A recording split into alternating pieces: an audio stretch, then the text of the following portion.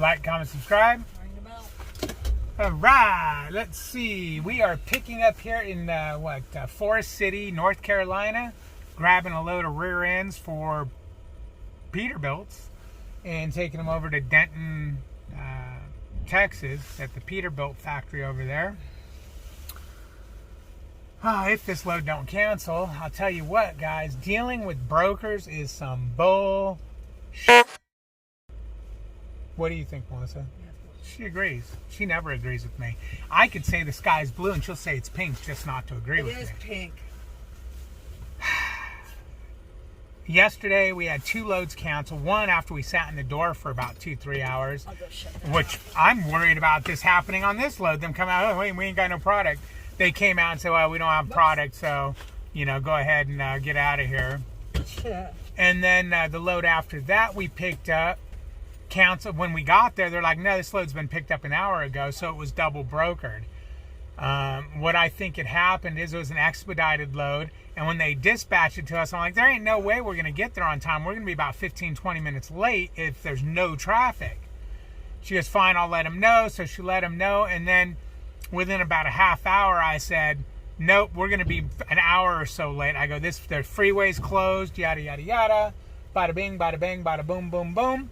And she said, okay, well, I let them know, da-da-da. We get there, it takes us about 2 hours to get there, and at the gate, they're like, oh, yeah, it's been picked up an hour ago.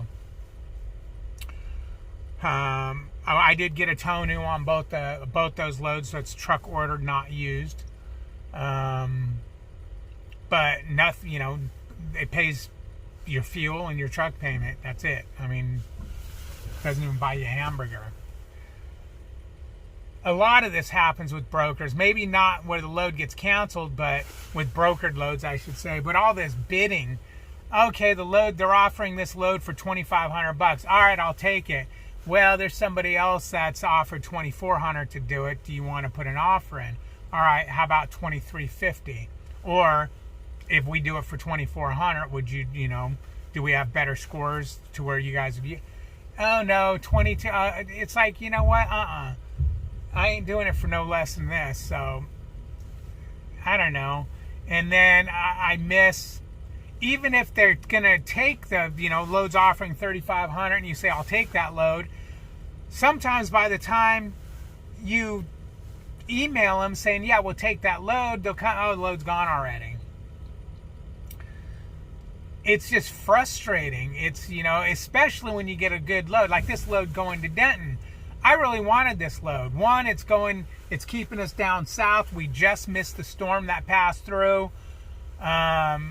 It's going to Texas, and this time of year, I like to say stay down south. I like to say southeast, where the skies don't drop a bunch of white bullshit on you. And to be begging for loads and then hoping you get the loads, and then you don't get the load because somebody else got it.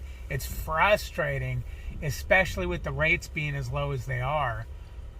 Every penny counts, and you can't really afford to take a crap load. Hey, you know what? I'll take this crap load so I can get a better load out of the other place. No, because that better load's going to be a crappy load too.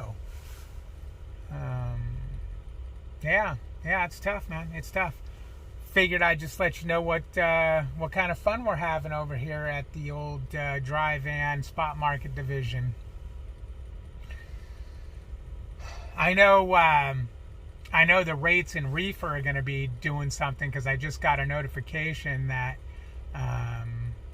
reefer rates are at I can't remember what it was, but they're getting ready to get kicked in the dick. I would get you Melissa's thoughts on it, but she went and laid down in the bed right there. I don't know. She's doing the typical truck driver. If you ain't driving, you're sleeping, which is fine because she has to drive. What? No. She has to drive. Well, actually, she can drive till any time she wants, because we both have hours to drive because we shut down last night. Hell, I might even have a 34 in by the time I drive. Yeah, what time did I drive? When did I stop driving? No, yesterday at 12:30. No, I won't. 12:30. We could if you drove your whole shift out. Yeah, I will. because you know what, I will, because I'll be getting a 34 at 10:30, about 10:30 tonight. Oh, yeah, then. So yeah, I'll have a fresh clock. Don't want one, but I'll get one. When I drive, till I drive. Yeah. Now I'm sitting here thinking about I need to call that doctor and make an appointment. Yeah, you're trying to get. We're going to Texas, so you're trying to get off the truck. Okay, so I don't know, what's it been? July, August, September, October, November, December. 5 months. I guess I'll give it 6 months, and I'll give you guys a review on the company I'm at and whatnot. Like I said at the beginning of this change, I was going to wait 6 months. I'll tell you, I love dry van. I really do. The thing I don't like about dry van, though, is the difficult backing maneuvers you got to do. Not because they're so much difficult, but because they're unnecessary, I guess. Some of these places don't need to do what they do. They'll block an area off, so you got to blindside, or you got to back a mile down the road to get into their place side. The small mom and pop places, yeah, it's a give or take. You give up an easy back, but the take is they'll load you right away. I think not the back, and I think what I don't like about some of them is the turnaround area is so tight, and there's things in your way, and I don't know. It more gives you anxiety before you get there, because you'll do a Google search, and you're like, what the hell? What are they thinking with this place? New York City Christmas tree delivery question. And so on and so forth. But Christmas tree. Did I hear Christmas? Yeah, it was a message that popped up on my screen. Yesterday, the place we went to pick up from, when you got there, you looked up their thing, and you're like, wait a minute, you can't turn around back there. And it would be a tight ass blind side, so you got to think for a minute, and you go, well, wait a minute, I can make a left on this street and then just back straight across into their yard. So that's something you got to think about before you pull into a place like that. I can imagine how many guys made the right turn, pulled in, and then had to back all the way out and get turned back around and then back in. It's not like, there's something to be said about going to those big DCs where you got miles of backing to get in. This wasn't too bad. Cool. This place here, you come in the gate right there, you pull up, and you can just, right there in front of those trucks, you can just get turned around right there, so you can do a sight side. And now we're backed into our door right here. But nice view, man. North and South Carolina is awesome. I love all the trees. I mean, just look, there's trees for miles. I mean, yeah, it gives you some pretty tight little narrow roads to get these places.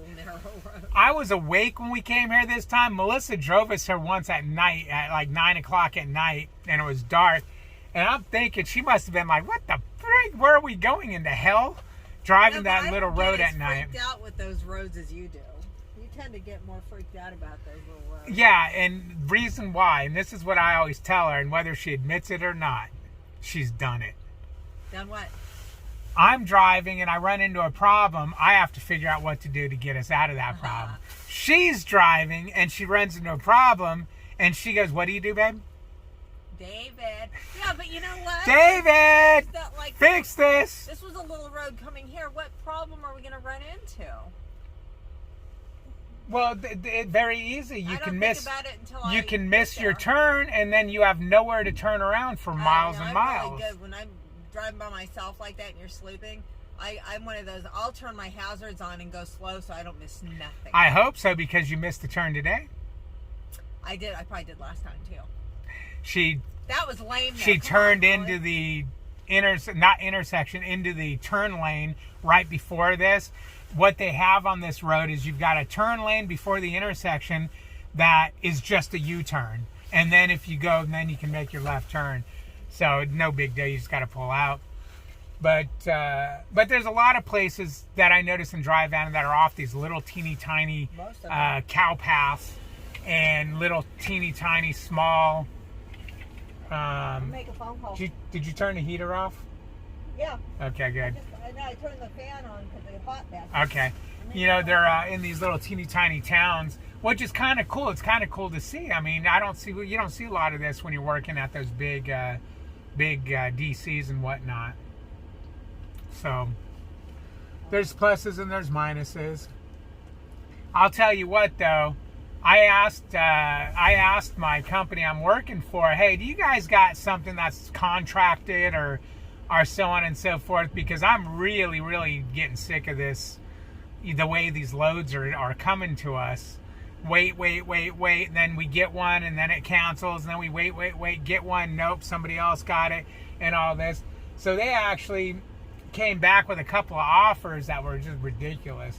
Here, we got these dedicated runs that we can get you. Damn, dude, your cab freaking air is messed up, bro. You need to put your thing back on. And, I mean, they were just ridiculous, from Tennessee to Salt Lake City or Tennessee to Reno. It's like, yeah, of course they're... And they didn't pay that well either. They were like $225 a mile to go through all that snow and crap. It's like, no, I'm good. But just a little update and a little ramble, so on and so forth. Oh, remember, we have a Facebook page, Trucking with David H. on Facebook. Say bye, Melissa.